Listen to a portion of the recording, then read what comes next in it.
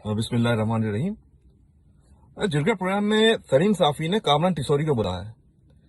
एक तरफ सलीम साफी जज बन के बैठ गए और दूसरी तरफ कामरान टिसोरी अवाम के नाम नेहाद हमदर्द बनने की कोशिश कर रहे हैं।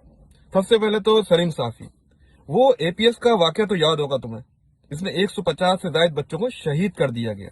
उसके कातिल का तुमने इंटरव्यू लिया था, जिसे अदीब, शायर, पता नहीं क्या क्या बनाकर पेश कर रहे थे तुम्हारे तो जरा सी भी गैरत गवारा नहीं की कि एक कातिल का इंटरव्यू ले रहे हो और उसको तुम एक मासूम बनाकर पेश कर रहे हो। और फिर उसको, आपको पता होगा कि उसको खामोशी से मुल्क से बाहर उस फैमिली के साथ भेज दिया गया। वो अपनी खुशी से जिंदगी गुजार रहे। कभी इस पे प्रोग्राम करेंगे आप?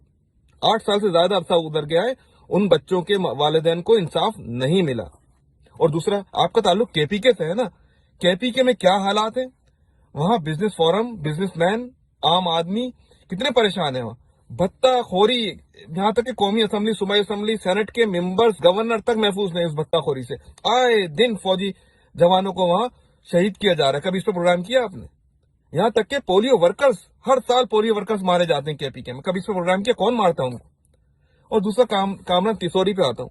आपके क्या वो सोने के बटन लगे हुए जो आपको गवर्नर बना दिया गया? आप, हाँ, आपने एक रेशो बताइए कि बाई इलेक्शन हुए हैं, उससे अवाम की नब्ज का आपको पता लगा है। वो बाई इलेक्शन में जो 10%, 9%, 8% जो वोट पड़े हैं, वो जहां तक कि जब आपने जिक्र किया कि इमरान खान भी वहां से जीते हैं लेकिन उनको 8% वोट मिले, इमरान खान की जमानत जब्त हुई, वो क्यों हुई? वो अल्ताफ भाई के बाइकाट की कॉल पर लोगों ने लब्बैक कहा है और मुकम्मल बाइकाट करके अपना फैसला अल्ताफ भाई को दे दिया है। और नौशा दीवार है, तमाम कुव्वतें पढ़ लें कि आप कराची, हैदराबाद, सिंध के शहरी अवाम और हक परस्त अवाम कायदे तरीक अल्ताफ हुसैन भाई के साथ पहले भी थे, आज भी हैं और हमेशा रहेंगे इंशाअल्लाह। जी अल्ताफ हुसैन भाई।